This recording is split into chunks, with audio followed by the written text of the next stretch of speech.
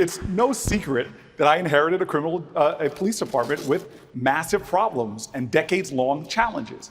But the head of the ACLU has already said, the head of the New Jersey ACLU, that I put forth national standard-setting accountability. Mr. Vice President, I didn't interrupt you. Please show me that respect, sir. We have a system right now that's broken, and if you want to compare records, and frankly, I'm shocked that you do, I am happy to do that. Because all of the problems that he is talking about, that he created, I actually led the bill that got passed into law that reverses the damage that your bills, that you were, frankly, to correct you, Mr. Vice President, you were bragging, calling it the Biden crime bill up till 2015. Thank you, Senator. Vice President Biden. Number one, the bill he talks about is a bill that in our administration we passed. We passed that bill that you added on to. That's the bill, in fact, you passed. And the fact of the matter is, secondly, that there was nothing done for the entire 8 years he was mayor. There was nothing done to deal with the police department that was corrupt. Why did you announce in the first day a zero-tolerance policy of stop and frisk and hire Rudy Giuliani's guy in 2007 when I was trying to get rid of the crack cocaine? Mr. Vice President, there's a saying in my community, you're dipping into the Kool-Aid and you don't even know the flavor. You need to come to the city of Newark and see the reforms that we put in place. The New Jersey head of the ACLU has said that I embraced reforms, not just in action, but in deed. Sir, you are trying to shift the view from what you created.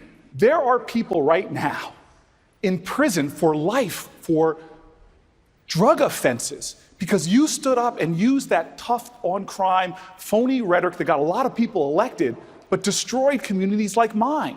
This isn't about the past, sir. This is about the present right now. I believe in redemption. You, Senator. I'm happy you evolved. I want to bring in but Secretary. you've offered no redemption to the people in prison right now.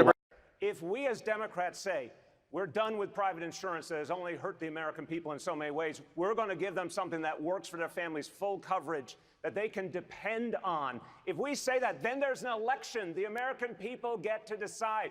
The ultimate choice, Senator, is an election. And this should be the party that stands for universal health care and says, we're not going to accept anything less. Right now in America, so many people don't have the health care they need. That is a fact. Tens of millions of people, including middle-class people. Mayor. Give them a chance to make that decision through an election. Vice President Biden, your response, sir. This is not a Republican talking point. The Republicans are trying to kill Obamacare.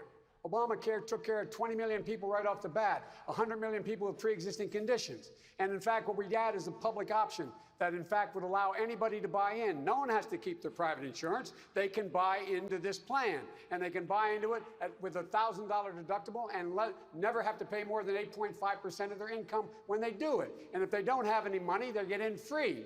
So this idea is a bunch of malarkey, what we're talking about here. The fact of the matter is that there will be a deductible. It will be a deductible in their paycheck. Bernie acknowledges it. Bernie acknowledges it. $30 trillion has to ultimately be paid. And I don't know what math you do in New York. I don't know what math you do in California, but I tell you, that's a lot of money. And there will be a deductible. The deductible will be out of your paycheck because that's what will be required.